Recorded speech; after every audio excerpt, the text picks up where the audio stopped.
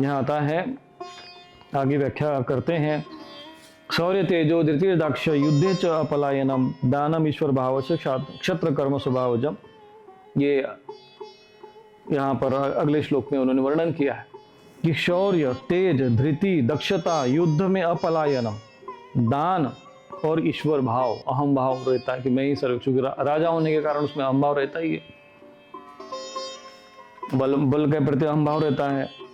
ये क्षत्र कर्म स्वभावजम है। कैसे हैं? शंकराचार्य जी कहते हैं क्षत्रिय स्वभाव से सत्व उपर्जनम, सत्व उपर्जन है, गौण है, पर सत्व मिश्रित है, और रज प्रभव, और रज प्रधान है, परंतु सत्वगुण, सत्व मिश्रित रजोगुण है। वैश्य स्वभाव का कारण तमो मिश्रित रजोगुण है तथा शूद्र स्वभाव का कारण रजो मिश्रित तमोगुण है, क्योंकि उपर्युक्त चारों वर्णों में क्रम से शांति, ऐश्वर्य, चेष्टा, मूढ़ता ये अलग अलग स्वभाव देखे जाते हैं गुणों के अनुसार। प्रभव। अब फिर और शंकराचार्य जी फिर नहीं समझ में आ रहा तो और समझाने का प्रयत्न कर रहे, कहते अथवा इसी 41वें श्लोकों को समझाने के लिए शंकराचार्य जी को इतना विस्तार से लिखना पड़ा। यदि आपको ये इस तरह से नहीं समझ में आ रहा तो दूसरी भाषा में समझाने का प्रयत्न कर रहे। कहते कि अथवा यूं समझो कि जन्मांतर कृत संस्कार प्राणिनाम वर्तमान जन्मनि स्वकार्याभिमुखत्वेन अभिव्यक्त स्वभाव स प्रभवो ईशाम गुणानाम ते स्वभाव प्रभाव गुणाः। अर्थात यो समझो कि प्राणियों के जन्मांतर में किए हुए कर्मों के संस्कार, यहाँ पर जन्म जन्मांतर कृत संस्कार ऐसे शब्द का उन्होंने शंकराचार्य जी ने उल्लेख किया है।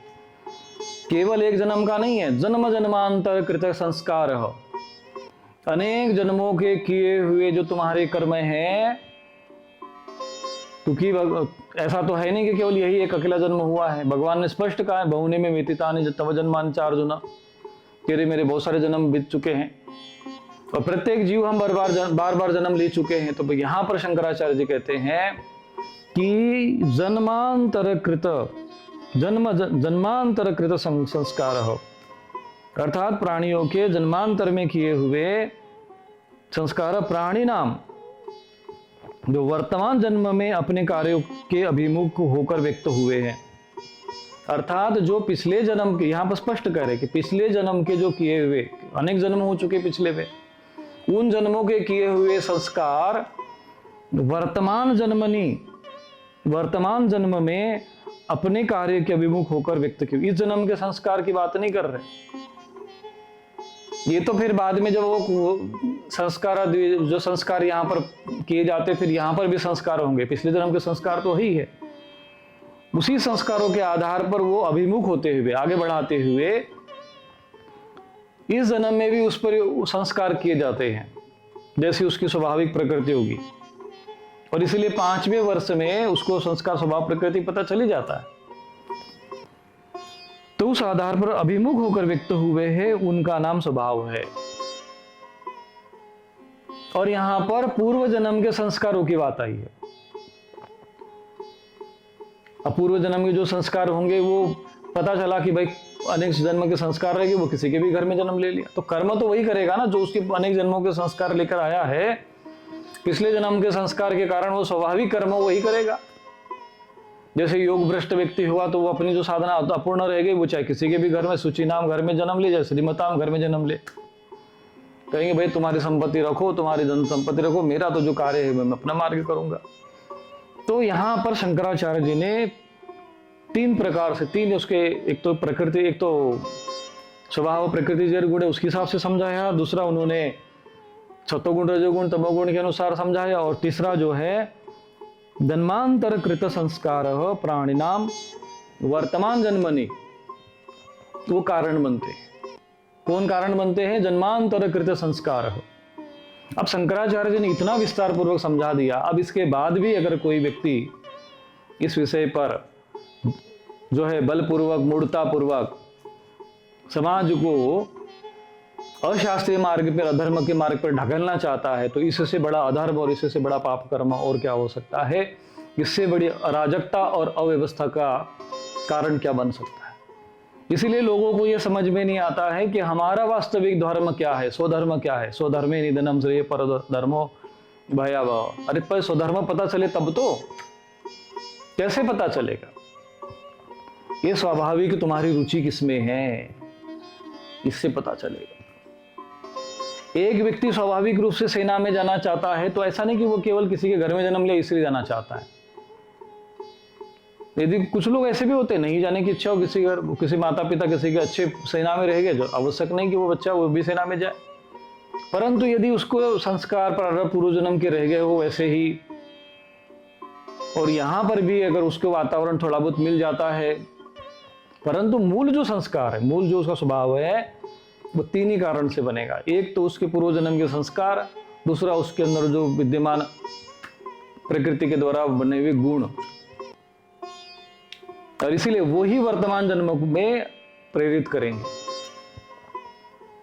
तो अनेक जन्मों के संस्कारों को तो ध्यान ही नहीं दिया जाता कि भाई ये व्यक्ति जो आया कितने जन्मों के संस्कार में कौन कौन से संस्कार लेके आया है। इसको जानने के लिए, समझने के लिए ही गुरुकुल में ये व्यवस्था हुआ करती थी कि उसके गुण कर्म स्वभाव को देखा जाता था, गुरुकुल में रखा जाता था उनको। 12 वर्ष तक राजा का पुत्र हो चाहे किसी का भी पुत्र हो, भाई लो अपने हाथ में ये गाय चराओ, जंगल में जाओ, लकड़ी काटो, सारे कर्म करने पड़ते थे। यहां तक कि भिक्षा मांगने का आरंभ भी वही से करते थे कि चलो भिक्षाम देही शुरू करो। 5 वर्ष के बालक को प्रथम भिक्षा माता से ही मंगवाई जाती थी। यही तो है उपनयन संस्कार।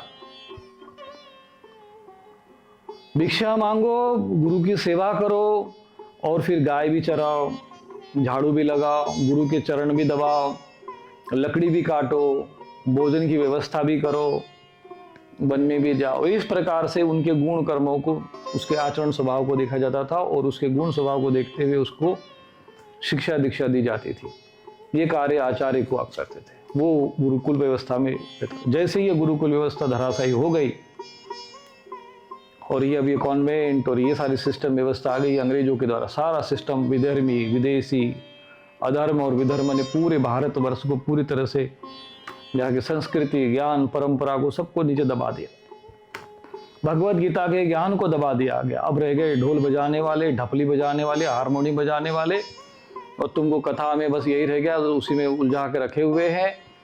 भगवत गीता के इतने बड़े गुण ज्ञान को समझाने का प्रयत्न न तो इन धर्माचार्यों ने कभी करने का प्रयत्न किया, और शंकराचार्य जी की गद्दी के लिए खूब विवाद चल रहा है, खूब उसके लिए मारामारी चल रही है, खूब उसके लिए सुप्रीम कोर्ट और क्या क्या नहीं हो रहा है। परंतु शंकराचार्य जी ने जो ज्ञान दिया उसको समाज तक पहुंचाने का कार्य करने का विचार और भाव इन मूढ़ आचार्यों के मन में कभी नहीं आया। इस ब्रह्म सूत्र और गीता शंकर भाष्य जैसे विषय को समाज को समझाकर धर्म के मार्ग पर अग्रसर किया जाए, धर्मारूढ़ किया जाए, उस दिशा में नहीं समझा गया। अपने मनगढ़ंत विचारधारा, अपने मनगढ़ंत अशास्त्रीय चीजें।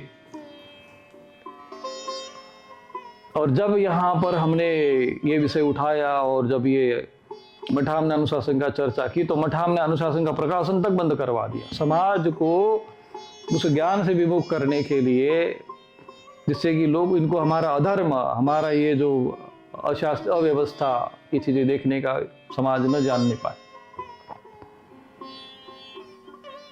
शंकराचार्य जी ने जो ज्ञान हमें दिया है वो महत्वपूर्ण है, या उन्होंने जो मठ बना के तुमको गद्दी बना के दिया, और उसमें भी वेद वेदांग विशारद हो, जितेंद्रिय हो, शुचि हो, शुद्ध हो, पवित्र हो, तपस्वी हो, वो जाकर बैठे।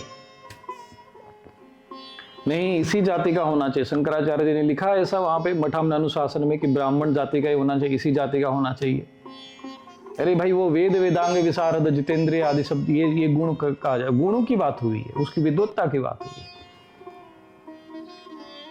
समाज में इतना घोर अधर्म जो है फैलाया गया है, इसलिए ये विषय जितना महत्वपूर्ण है, निश्चित रूप से ये जो विषय मैंने आपके समक्ष रखा है, इसको सुनकर आपको भी घोर आश्चर्य होगा, चिंतन में पड़ जाओगे कि ऐसा हुआ है। शंकराचार्य जी ने इतना बड़ा विस्तार क्यों किया है? अब सौभाग्य का विषय है कि ये अभी तक शंकराचार्य जी का लिखा हुआ वैसा भी ज्ञान वैसा का वैसा उपलब्ध है, गीता प्रेस जैसे जो इन्होंने वर्णन किया हुआ है यहाँ पर, हिंदी में भी अनुवाद वगैरह किया, यथार्थ जैसा है वैसा ही उन्होंने किया अभी भी, और अभी भी इसको समझा जा सकता है, इसी पे चर्चा की जा सकती है। देखो इस पे रखा हुआ चिंतन रखा हुआ है। और हमने भी जब भगवत गीता को इस दृष्टि से जब पढ़ना आरंभ किया, और फिर मैंने भी अनेक महापुरुषों के भाष्य भगवत गीता पर, संत ज्ञानेश्वर जी महाराज हुए हैं, शंकरानंद जी महाराज हुए, विज्ञानंद जी महाराज, स्वामी विज्ञानंद जी हुए, श्रीधरी टीका हुई, कई ऐसे मैंने अध्ययन किए। अध्ययन करते करते हमने जब देखा कि नहीं, ये मूल रूप से चूंकि शास्त्रोक्त विषय है, अब लिखने को तो फिर इस्कॉन वालों ने भी अपने यथारूप बना के रखा हुआ है, जिनको संस्कृत आती ही नहीं थी। स्वामी विवेकानंद जी महाराज हमारे क्षेत्र में हुए हैं, उन्होंने यथार्थ गीता लिखी, बोली यही यथार्थ है भैया, जिनको तुमको संस्कृत का अर्थ ही नहीं पता है, पदच्छेद अन्वय आदि कुछ पता ही नहीं है, कभी तुमको किसी का संदर्भ नहीं दिया किसी महापुरुष का, तुम कैसे यथार्थ कह सकते हो? हमारे अपने विचार है, भाव है, ठीक है, क्योंकि उसके लिए न केवल उस महापुरुष का आध्यात्मिक होना, ईश्वर तत्वों को अपरोक्षानुभूति करके जिसने परम तत्व को जान लिया हो, चूंकि स्वयं साक्षात ईश्वर के अंश रहे हैं, तो ये शंकर साक्षात और गुरु के मार्गदर्शन ने सानिध्य में रहकर उन्होंने पहले समस्त योग मार्ग से, ज्ञान मार्ग से, भक्ति मार्ग से, सभी मार्गों से उन्होंने ईश्वर तत्वों का अनुभव किया, सबकी उन्होंने स्तुति की, सभी देवताओं की अनुभूति की। प्रत्यक्ष अनुभव करने के उपरांत केवल वो अनुभवी नहीं थे, शास्त्र का भी उनके उतना ही ज्ञान था, और वो आचार्य थे। 5 वर्ष की आयु में ही आचार्य पद को प्राप्त हो गए थे। क्योंकि किस आधार पे हो गए थे? उनके माता पिता आचार्य थे क्या? नहीं, उन्होंने अपनी योग्यता, अपने गुण और अपनी विद्वत्ता के आधार पर वो आचार्य पद प्राप्त किया, समाज को शिक्षा दीक्षा दी। उसके बाद भी उन्होंने गुरु की शरण ली, आत्मज्ञान प्राप्त किया, और फिर ब्रह्म सूत्र और भगवत गीता के माध्यम से पूरे भारतवर्ष में उस सनातन ज्ञान को, जिसको हम सनातन धर्म के अंतर्गत मानते हैं, ये जो शास्त्रोक्त ज्ञान है, जो वास्तव में धर्म है, उसको समाज के सामने इस प्रकार से प्रमाण के साथ, शास्त्रीय आधार के साथ सबके समक्ष रखा। और इसको जानने का, समझने का, समाज में इसको स्थापित करने का, इस पर चर्चा करने का उधर ध्यान ही नहीं दिया। लोगों को बस लगे हैं एक लोटा जल, सब समस्या का हल, हरी चटनी, लाल चटनी, बस इसी में लगे हुए। ये दरबार, वो पर्ची, ये पुराण, ये ढपली, वो ढपली, ये हारमोनियम, वो हारमोनियम, ये कथा, वो कथा, बस ये नाचो, वो नाचो, राधे राधे कह दो, काम खत्म। जो ऋषि मुनियों ने, शास्त्रों ने, भगवान स्वयं आकर यहाँ पर उपदेश देना पड़ रहा है, पर भगवान को भी ये सारा विषय बताना पड़ा। क्यों? भगवत गीता में आवश्यकता भी नहीं थी क्या? क्योंकि यदि अगर कोई जन्म से ही ब्राह्मण जन्म से, तो इतना लंबा विस्तार करने की आवश्यकता नहीं थी, गुण कर्म विभाग से, और फिर ये और वो सब विषय नहीं था। और इस भगवत गीता के विषय को शंकराचार्य जी के अतिरिक्त, चूंकि वो पूर्ण ज्ञानी, केवल अनुभूति संपन्न महापुरुष ही नहीं, विद्वत्ता की पराकाष्ठा प्राप्त किए हुए, विद्वत्ता की पराकाष्ठा, जिस पर भगवती मां सरस्वती जी की पूर्ण कृपा, ऐसा महापुरुष जब कोई विषय लिख दे, तो अब उसके बाद भी उस पर कोई शंका करे, संदेह करे, उस पर भी कोई अगर मगर लेकिन कोई लगाकर समाज को दिग्भ्रमित करने का प्रयत्न करे, तो इससे बड़ा जो है अधर्म, इससे बड़ा पाप, महापाप और क्या हो सकता है। और इसलिए समाज दिग्भ्रमित होता है।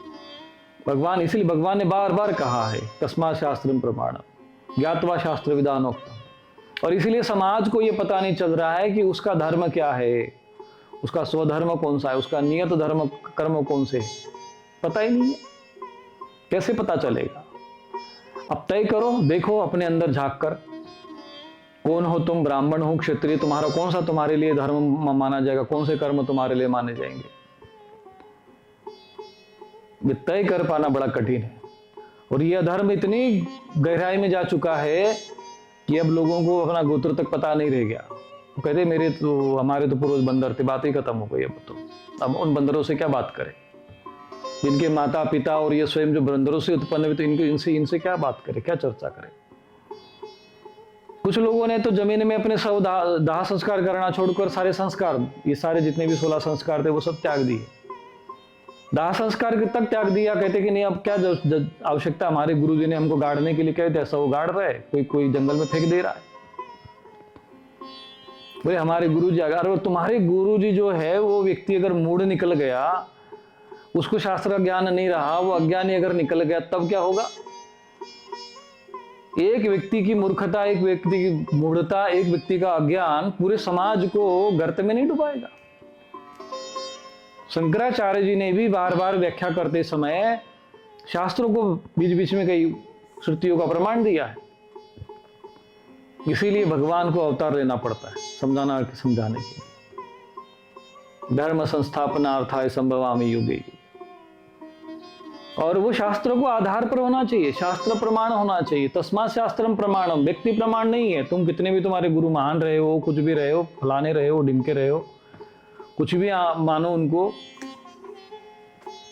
पर हो सकता है उनमें कुछ कमी रह गई हो, वो पूर्णता प्राप्त नहीं किया गया हो। फैला भैया आजकल तो ये हरी चटनी लाल चटनी वालों को भी त्रिकाल यज्ञ बनाकर पूजा गया, जिनके भी अनुयायी खूब गौर अनुयायी, या जहां लोग लाखों करोड़ों का दान कर रहे थे। ऐसे भी हैं यहाँ पर भारत भूमि में कि जो हमारे सनातन संस्कृति भी नहीं है, परंपरा के नहीं है, उनको भी सही सद्गुरुनाथाय नमः करके उनको भी पूज रहे। ऐसे भी लोग हैं कि जो बस केवल किसी ने ये बात फैला दी कि नहीं भाई प्रेत सिद्ध कर लिया है कि बस ठीक है, दरबार में बन गया तो वहां जाकर भी माथा टेक, वो भी वहां पर जाके गुरुजी महाराज करके वहां पर भी माथा टेकने को तैयार है। ऐसे लोगों को भी गुरु मानने को तैयार है। संसार में वास्तविक गुरु कौन है, ये समझना, ये मानना, ये बड़ा कठिन है। वो इसीलिए भगवान ने ये बात स्पष्ट रूप से कह दी कि ऐसे लोगों को प्रमाण नहीं मान सकते। प्रमाण कौन है? तो तस्मात् शास्त्रम प्रमाण, जो शास्त्र विहित ज्ञान, शास्त्र विहित आचरण, शास्त्र विहित तुमको साधना पद्धति, शास्त्र विहित जो है संस्कार जो तुम्हें बताए वही है। भगवान ने तो कह दिया कि अशास्त्र विहित हम घोरम तप्यन्ति ये जना, तो कहीं भी ऐसा अशास्त्र विहित जो है तो घोर तपस्या करते मिलेंगे तुमको। कोई एक टांग पे खड़ा है, तो कोई एक हाथ उठाकर खड़ा है, तो कोई ऐसे भयंकर लोटांगन लगा रहा है। इनको अशास्त्र, ये घोर, तो इनको शास्त्र विहित नहीं है ये। तो जो साधना पद्धति, उपासना पद्धति इस भगवद गीता में भगवान ने स्वयं बताकर इस समाज को एक संस्थापना देने का प्रयत्न किया, जो मार्ग और दिशा देने का प्रयत्न किया, जिसको शंकराचार्य जी ने और अधिक विस्तार से अच्छे से समझाने का प्रयत्न किया। बार बार अथवा शब्द का प्रयोग किया इन्होंने, और अलग अलग भाषा में समझाने का प्रयत्न किया, अलग अलग स्वरूप में समझाने का प्रयत्न किया। इधर यहां पर किसी का ध्यान ही नहीं गया कि हम भगवद गीता के उस भाष्य को समझे जो शंकराचार्य जी ने स्वयं समझा दिया है। अब दूसरे शंकराचार्य ये सब तो आपको पता ही, अब मैं इनके विषय में कितना बोलूं। मैं स्वयं जो वास्तव में शंकराचार्य जो है, जो वास्तविक शंकराचार्य है, जो आचार्य है, महान आचार्य रहे, जो मूल जिन्होंने इस व्याख्या की है, उनके वचनों के अतिरिक्त जो है वास्तविक वचनों की अब हमें क्या आवश्यकता है। तो आगे भगवान कहते हैं कि जन्मांतर शंकराचार्य जी ने इस व्याख्या की, क्योंकि इनकी व्याख्या के बिना यदि मैं व्याख्या वहां पे कर देता या मैं ऐसा कुछ बोल देता तो आप समाज में तो कहते ये रूपेश्वर महाराज कहां से आ गए भाई, जो हमको ये समझा रहे नहीं भाषा। तो हम भाई तुमको कुछ भाषा नहीं समझा रहे हैं, हम अपनी तरफ से कुछ भी नहीं समझा रहे, हम तो बस केवल वही समझा रहे हैं जो शंकराचार्य जी जो आप सबको समझा कर गए हैं शास्त्र में, अपनी भाष्य देकर जो उन्होंने समझा कर गए हैं, और वो हिंदी में लिखा हुआ है। बस उसी हिंदी को मैं थोड़ा सा विस्तार करके, संस्कृत को थोड़ा विस्तार करके आप लोगों को आपकी भाषा में आज के समय में हिसाब से समझा रहा हूं। बस अलग से मैंने कोई प्लस माइनस इसमें कुछ नहीं किया। तो ये विषय इतना महत्वपूर्ण है, इसलिए आज मुझे इस विषय पर इतना चर्चा करनी पड़ी। ऐसा स्वभाव जिन गुणों को उत्पत्ति का कारण है, ये स्वभाव प्रभर गुण है। आगे शंकराचार्य जी कहते हैं गुण प्रादुर्भाव भावस्य निष्कारणत्वाद अनुपपत्ते स्वभाव कारणम इति कारण विशेष उपादानम। गुणों का प्रादुर्भाव बिना कारण के नहीं हो सकता, इसलिए स्वभाव उनकी उत्पत्ति का कारण है, यह कहकर कारण विशेष का प्रतिपादन किया गया है। कि गुणों का भी प्रादुर्भाव जब होगा तो बिना कारण के कैसे होगा, कोई भी कारण तो चाहिए ना, तभी तो गुण किसी में उत्पन्न होगा। तो इसीलिए यहाँ पर स्वभाव उनको उनकी उत्पत्ति का कारण माना गया है, स्वभाव कारणम। इस प्रकार एवं स्वभाव प्रभवे प्रकृति प्रभवे सत्व रज तमोभिः गुणे स्वकार्य अनुरूपेण समाधिनी कर्माणि प्रविभक्तानि।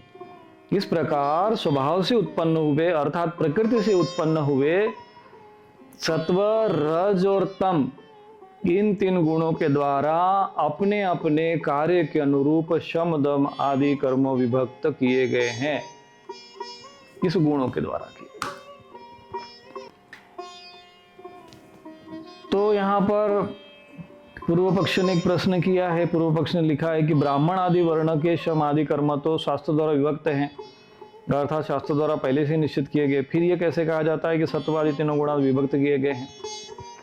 पूर्व पक्ष ने, शंकराचार्य जी ने कहा कि पूर्व पक्ष ऐसा प्रश्न करते हैं।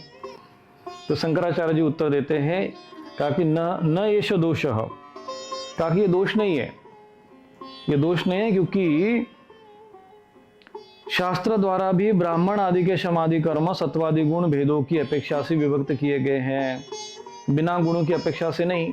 कि शास्त्रों में भी यदि कोई वर्णन आया है कि भाई ये ब्राह्मणों के लिए ये कर्म है, क्षत्रियों के लिए ये कर्म है, वैश्यों के लिए ये कर्म है, शूद्रों के लिए ये कर्म है, तो कहते हैं कि शास्त्रों में भी यदि कोई लिखा हो गया होगा तो वो सत्व आदि गुण भेदों की अपेक्षा से विभक्त किए गए, बिना गुणों के उसमें अपेक्षा से नहीं, बिना गुणों के और उसमें कोई विभाजन नहीं, वर्णन नहीं कर सकता, इसलिए उसमें कोई दोष नहीं है।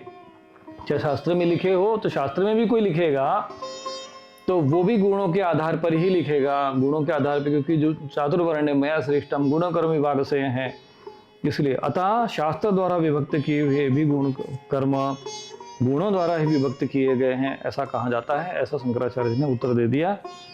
तो इसका वर्णन किया है यहाँ पर। आगे शंकराचार्य जी इसमें कहते शमो दम तपो शौचम, तो जिनके अर्थ की पहली व्याख्या पहले की जा चुकी है, वे शम दम तथा पहले कहा हुआ शारीरिक आदि भेद से तीन प्रकार का तप, तीन प्रकार के तप जो बताए गए, शारीरिक, मानसिक और वाचिक तप, तथा पूर्वक दो प्रकार का शौच और शांति, क्षमा अर्थ आर्जव, तथा ज्ञान विज्ञान और आस्तिकता अर्थात शास्त्र के वचनों में श्रद्धा विश्वास अभ्यास, ये सब ब्राह्मणों के स्वाभाविक कर्म है। यह यहाँ पर समझाया गया है। और इसीलिए यहाँ पर यही जो वर्ण व्यवस्था है, चाहे उसको तो आप जाति कह दो, चाहे वर्ण कह दो, उसका जो आधार है वो सीधा सीधा स्पष्ट है कि वो जन्म नहीं है, उसके स्वाभाविक गुण हैं। इसीलिए ये वर्ण व्यवस्था को आगे चल के जाति व्यवस्था बना दिया गया, जाति माना गया। तो यदि उसको जाति भी कहोगे, वर्ण को ही मूल रूप से, भाई तो उसमें तो चतुर जाति तो आया नहीं, चतुर्वर्ण नहीं है, तो वर्ण व्यवस्था को आगे चल के जाति व्यवस्था भी मान लिया जाए, तब भी उसका जो आधार है वो स्वाभाविक रूप से यहाँ पर ब्रह्म कर्म स्वभावजम ही है। ब्रह्म कर्म ब्राह्मण जाति कर्म ब्रह्म कर्म स्वभावजम, यह स्वभाव से ही है। यद उक्तम स्वभाव प्रभवे गुणे प्रविभक्तानि इति तद एव उक्ते स्वभावजम इति, जो बात स्वभावजन्य गुणों के कर्म से विभक्त की इस वाक्य से कही थी वह यहाँ स्वभावजम पद से कही गई है, इसलिए उसी को स्वभावजम शब्द बार बार आई। जो यहाँ पर स्वभाव प्रभवेर गुण प्रविभक्तानि, ये जो कहा गया था पहले श्लोक में, वही यहाँ पर स्वभावजम शब्द से कही गई है, पद से कही गई, ऐसा शंकराचार्य जी कहते हैं। फिर अब आगे चलते हैं दूसरे एक जो है कर्म के विषय में। शौर्य तेजो धृतिदाक्ष युद्धे च पलायनम दानम ईश्वर भावश्य क्षत्र कर्म स्वभावजम। तो शौर्य अर्थात शूरवीरा, शौर्य अर्थात सुरस्य भावः, दूसरों के, शौर्य अर्थात शूरवीरता, तेज अर्थात दूसरों से न दबने का स्वभाव, धृति अर्थात धारण शक्ति, जिस शक्ति से उत्साहित हुए मनुष्य का सभी अवस्था में शोक का जो है अभाव होता है। दक्षता अथवा सहसा प्राप्त हुए बहुत से कर्मों में बिना घबराहट के प्रवृत्त होने का स्वभाव तथा युद्ध में न भागना, ये अर्थात शत्रु के पीठ को न दिखाने का भाव। दानम देने योग्य पदार्थों का खुले हाथ से देने का स्वभाव और ईश्वर भाव अर्थात जिसका शासन करना है उनके प्रति प्रभुत्व प्रकट करना, ये सब क्षत्रियों के कर्म अर्थात क्षत्रिय जाति के लिए विहित उनके स्वाभाविक कर्म है। तो यहाँ पर उन्होंने क्षत्रिय कर्म क्षत्रिय जाति विहितम कर्म क्षत्र कर्म स्वभावजम, यानी वर्ण और जाति को भी यहाँ पर एक ही रूप में यहाँ पर इन्होंने शंकराचार्य ने लिया है और ये उनके कर्म है। कृषि गोरक्ष वाणिज्यम वैश्य कर्म स्वभावजम परिचर्यात्मकम कर्म शूद्रस्यापि स्वभावजम। कृषि गोरक्षा और वाणिज्य, भूमि में हल चलाने का नाम कृषि है। गो का रक्षा करने वाले को गोरक्षा कहते हैं, उसका भाव यानी गोरक्षा, पशुओं का पालन तथा क्रय विक्रय रूप वणिक कर्म का नाम वाणिज्य है। ये तीनों कर्म वैश्य कर्म है अर्थात वैश्य जाति के स्वाभाविक कर्म है। वैसे ही शूद्र भी परिचर्यात्मक सेवा रूप कर्म स्वाभाविक है।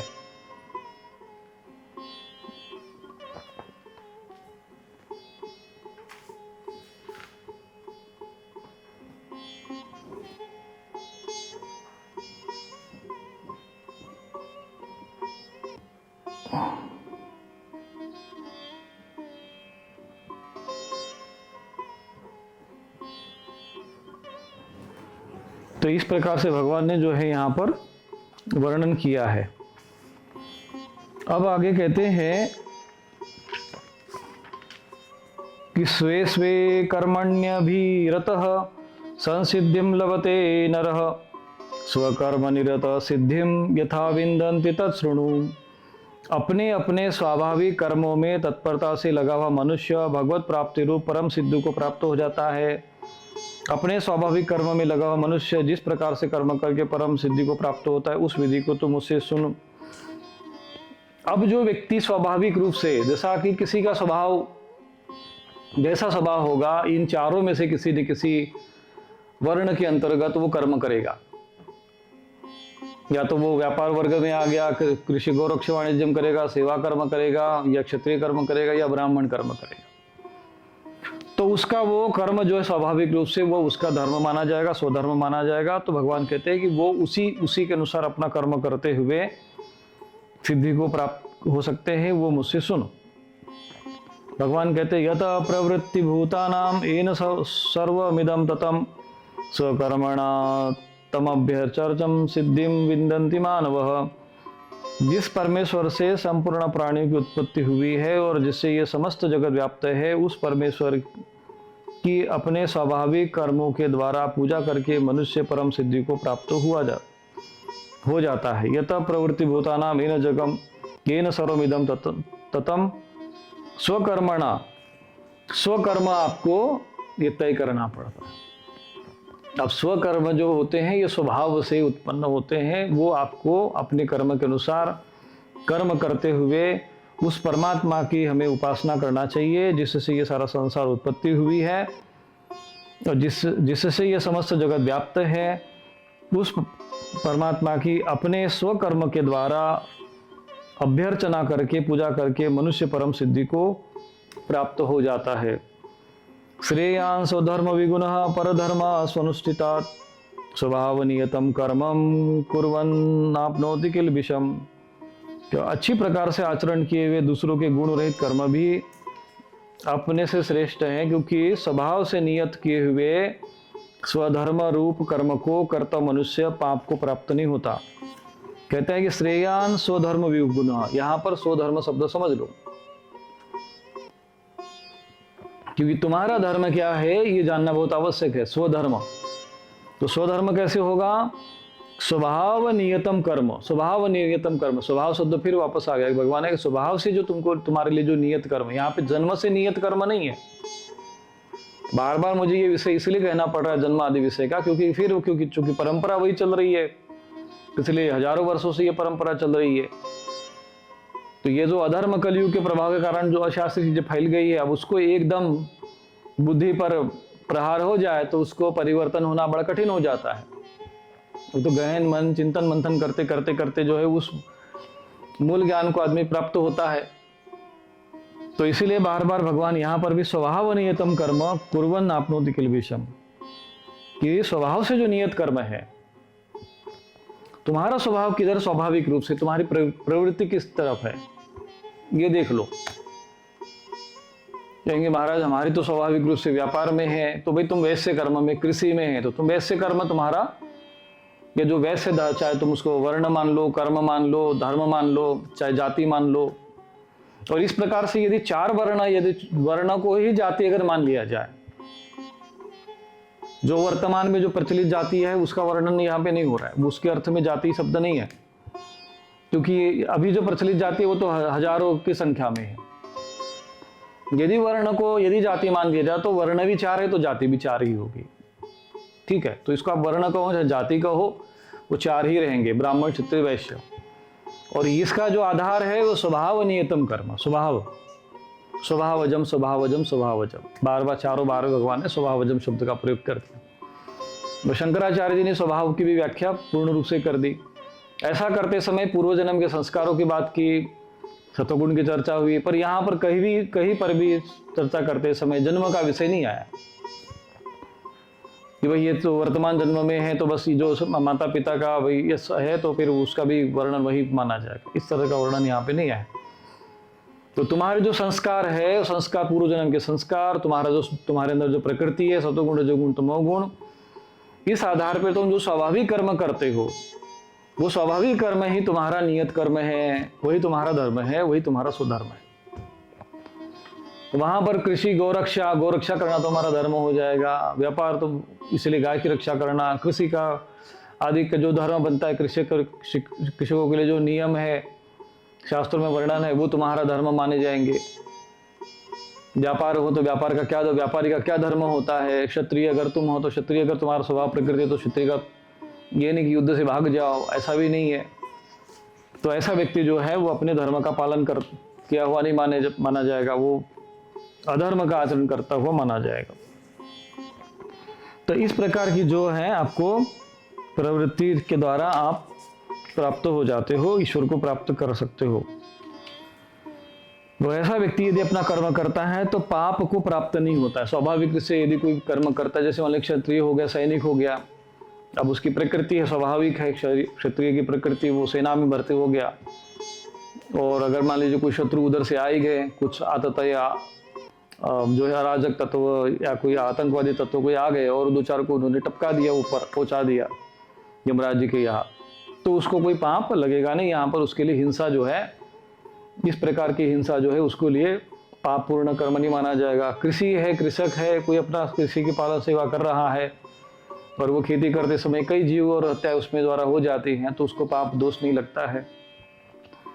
परंतु उसका परिमार्जन करने के लिए, जैसे क्षत्रिय के लिए राजधर्म नियम कहेगा कि वो यज्ञ आदि के द्वारा, प्रजा पालन के द्वारा उन पापों को जो भी उसका क्षमन करने, क्योंकि उसी के लिए धर्म, उसको पाप से मुक्त जो है दोष उसको न लगे, इसलिए उसके लिए वो व्यवस्था बना दी गई है कि वो यज्ञ करे, दानम ईश्वर भावस्य, स्वाभाविक होगा वो दान करके यज्ञ करके उसको दोष का निवारण कर देता है। और जो गृहस्थ होता है, जो कृषक होता है, वो भी पंचमायज्ञ आदि करता है। जो पंचमायज्ञ के माध्यम से बलि वैश्व देव यज्ञ, उसी के लिए विधान बनाया गया है, तो वो भी अपने उन पापों से मुक्त हो सकता है। एवं पापम वापसी जो बात आती है वो यही है। अब भगवान कहते आगे कि सहजम कर्म कौन्तेय सदोषोमपि न तत्यजेत सर्वारंभा ही दोषेण धूमेनाग्नि रिवावृतः। हे कुंती पुत्र, दीर्घयुक्त होने पर भी, दोषयुक्त होने पर भी सहज कर्मों को नहीं त्यागना चाहिए, क्योंकि धुएं से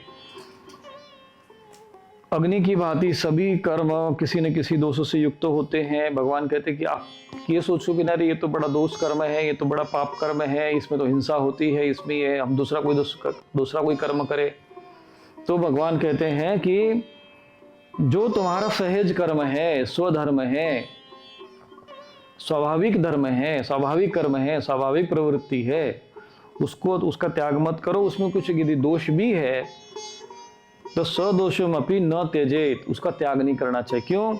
क्योंकि जैसे अग्नि होती है तो उसमें धुआं रहता ही है, उसी प्रकार से किसी न किसी कर्म में दोष रहता ही है। केवल इस आधार पे कि इस कर्म में दोष है तो हम इसको छोड़ के दूसरे कर्म में करें, या इस कर्म में जो है हम लगे हुए हैं, अब हमें थोड़ा श्रेष्ठ कर्म करना चाहिए। तो हाँ, एक होता है कि वर्णाश्रम व्यवस्था के अंतर्गत जब वो आश्रम परिवर्तन होता है तो वो एक विषय अलग हो जाता है, क्योंकि तब वहां पर वो जैसे राजा महाराजा राजकर्म कर रहा है, पर वानप्रस्थाश्रम में उसने त्याग कर दिया, वानप्रस्थाश्रम चला गया तो वो फिर ब्राह्मण कर्म में चला गया। वहां जाकर वो हिंसा करेगा तो पाप लगेगा। तो वानप्रस्थाश्रम में चला गया, राजकर्म से त्याग कर दिया, क्षत्रिय धर्म से त्याग कर दिया, अब वो वन में जाकर तपस्या करा तो शम दम तप शौचम ये उसके कर्म बन गए। वहां उसके लिए अहिंस जो है हिंसा पाप हो जाएगा। इसीलिए जो योगी होते हैं, तपस्वी होते हैं, उनके लिए हिंसा पाप माना जाता है। असक्त बुद्धि सर्वत्र जितात्मा विगत स्पृह नैष्कर्म्य सिद्धिम परमाम संन्यासेनाधिगच्छति। सर्वत्र आसक्ति रहित, बुद्धि वाला और स्पृहा रहित और जीते हुए अंतःकरण वाला पुरुष संन्यासेन अर्थात सांख्य योग के द्वारा उस परम नैष्कर्म्य सिद्धि को प्राप्त हो जाता है संन्यास के द्वारा। संन्यास क्या है वो आपको पहले ही आरंभ में ही वर्णन आया है। सिद्धिं प्राप्तो यथा ब्रह्म तथाप्नोति निबोध में समासेनैव कौन्तेय निष्ठा ज्ञानस्य या परा। और जो कि ज्ञान योग को की निष्ठा जो है परानिष्ठा है, तथा उस नैष्कर्म्य सिद्धि को जिस प्रकार से प्राप्त होकर मनुष्य ब्रह्म को प्राप्त होता है, उसी प्रकार तू भी संक्षेप में मुझसे सुन ले। अब यहाँ पर भगवान जो है उस नैष्कर्म्य सिद्धि को ज्ञान योग के माध्यम से कैसे प्राप्त कर सके उसको भी भगवान सुना रहे हैं। बुद्ध्या विशुद्धया युक्तो धृत्यात्मानं नियम्य च शब्दादीन विषयान् त्यक्त्वा रागद्वेषो विदस्य च।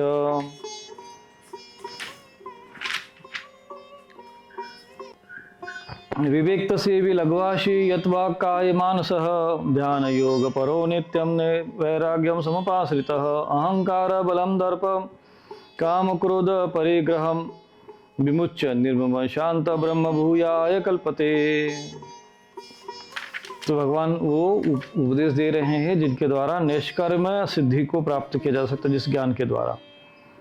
भगवान कहते हैं कि हे अर्जुन, विशुद्ध बुद्धि से युक्त तथा हल्का सात्विक लघुभाषी विविक्त से भी विशुद्ध विविक्त से भी विशुद्ध बुद्धि से युक्त हल्का सात्विक और नियमित भोजन करने वाला, लघुभाषी मतलब थोड़ा हल्का भोजन करने वाला।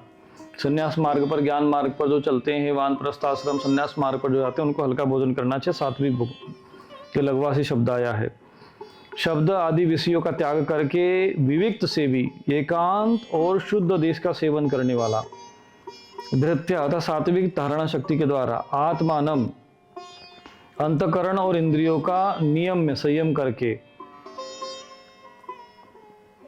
यत्वा काय मानसः शरीर वाणी और मन वाणी और शरीर को वश में करने वाला, राग द्वेषो राग और द्वेष को सर्वथा नष्ट करके भली भांति दृढ़ वैराग्य का आश्रय लेने वाला, तथा अहंकार बल घमंड काम क्रोध और परिग्रह अर्थात संग्रह जो है उसका त्याग आदि का त्याग करने वाला, निरंतर त्याग करके ध्यान योग पर, ध्यान योग में परायण रहने वाला, जो सन्यासी ना, जो सन्यास अवस्था में, चूंकि अर्जुन ने आरंभ में त्याग और सन्यास की परिभाषा पूछी थी कि सन्यास कैसे होता, त्याग कैसे होता, त्याग के बारे में तो बता दिया था, सन्यास के बारे में उन्होंने वर्णन नहीं किया था। तब उन्होंने यहाँ पर भगवान ने कहते हैं असक्त बुद्धि सर्वत्र जितात्मा विगत स्पृहा नैष्कर्म्यम सिद्धिम परमाम संन्यासेन अधिगच्छति। कि सन्यास के द्वारा उस नैष्कर्म्य सिद्धि को प्राप्त किया जा सकता है। तो उसके लिए किस प्रकार का उसको आचरण करना चाहिए, तो कहते विविक्त से भी लघुभाषी, एकांत में शुद्ध स्थान पर रहना चाहिए, हल्का भोजन करना चाहिए, वाणी, मन वाणी आदि को संयमित करना चाहिए। ध्यान योग में नित्य जो है परायण रहना चाहिए। वैराग्यम समुपाश्रितम, वैराग्य का आश्रय लेना चाहिए। और अहंकार, बलम, दर्पम, कामम, क्रोधम, ये अपरिग्रहम, इसका त्याग कर देना चाहिए। और निर्मम शांतो, और निर्मम होकर ममता रहित और शांत युक्त पुरुष जो है ब्रह्म भूयाय कल्पते, उस ब्रह्म भाव को, ब्रह्म को प्राप्त होता है। अब प्राप्त होता है तो क्या होता है? तो ब्रह्मभूत प्रसन्नात्मा, न सोचती न कांक्षति, समः सर्वेषु भूतेषु मद भक्ति लभते पराम। अब भगवान की यहाँ पे पराभक्ति उनको प्राप्त होती। किसको? कि जो ब्रह्म भूयाय कल्पते, जो ब्रह्म ज्ञान में जो इस प्रकार का आचरण करेगा, संन्यास का अभ्यास करेगा, ध्यान योग का अभ्यास करेगा, एकांत में वास करेगा, और लघुभाषी, थोड़ा सा हल्का भोजन करेगा। क्योंकि जो ठूस ठूस के खा रहे हैं ना ये सब आजकल, जो भगवा कपड़ा पहनकर और सब जगह जगह दिखा रहे कृष्ण भक्त का प्रसाद अभी चल रहा है, तो ऐसे लोग ध्यान व्यान नहीं कर सकते हैं। ऐसे लोग जो है इस नैष्कर्म्य सिद्धि को प्राप्त नहीं होते हैं।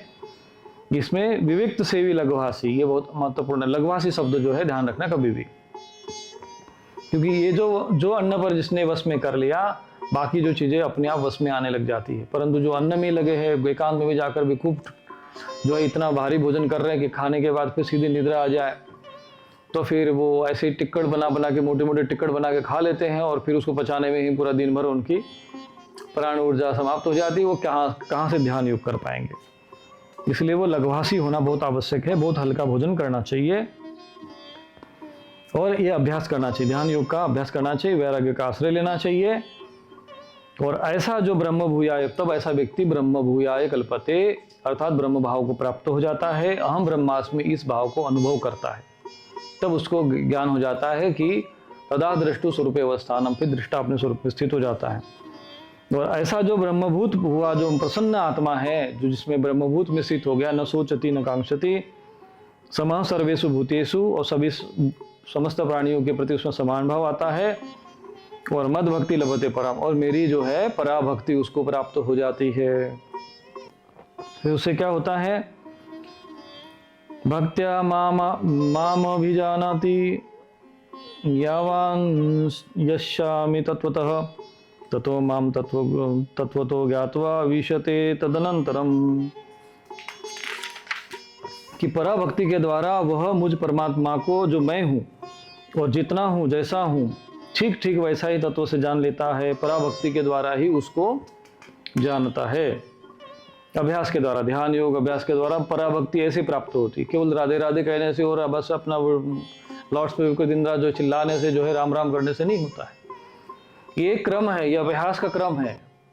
विविक्त देशी जो है बनना पड़ता है, ज्ञान वैराग्य का आश्रय लेना पड़ता है, ध्यान योग में रहना पड़ता है, लघुभाषी, हल्का भोजन करो, मन इंद्रियों का संयम करो। और ऐसा अभ्यास करके जब उस स्थिति में पहुंचते हैं, तब जो पराभक्ति प्राप्त होती है, तब फिर भगवत प्राप्ति भगवान को यथार्थ में जानते हैं।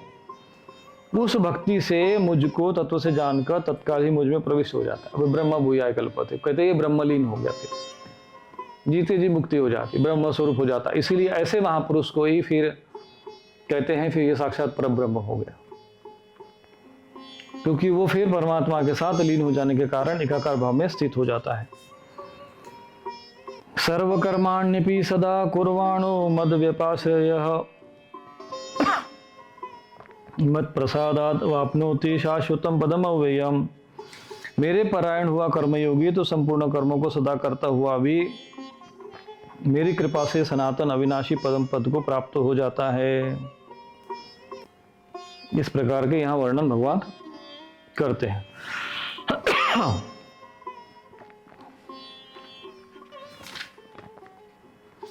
तो कल इस विषय पर और अधिक चर्चा करेंगे।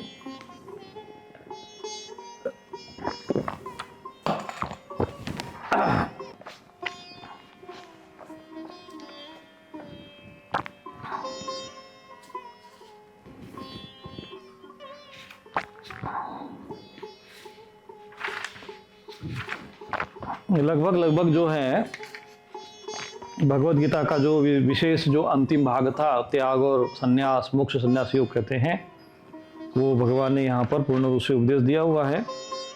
तो संन्यास वाला जो विषय है वो फिर से कल पुनः हम समझने का प्रयत्न करेंगे। तो आज ये विषय है, इतना ही। कल हम इस विषय पर पुनः और अधिक थोड़ा सा गंभीरता से चर्चा करेंगे। तो आज इतना ही। नारायण नारायण नारायण। क्या आपकी समस्याओं का समाधान नहीं मिल रहा? स्वामी रूपेश्वरानंद आश्रम में पितृदोष निवारण, काल सर्प दोष शांति, नारायण बलि पूजन, महायज्ञ, जन्म कुंडली विश्लेषण, अभिमंत्रित रक्षा कवच तथा सिद्ध यंत्र जैसे श्री यंत्र, कुबेर यंत्र उपलब्ध हैं। साथ ही नकारात्मकता, शामक स्प्रे, मंत्र सिद्ध यज्ञ भस्म और दैवीय रक्षा कवच भी प्राप्त करें। अभी कॉल करें और सेवा हेतु दान करें।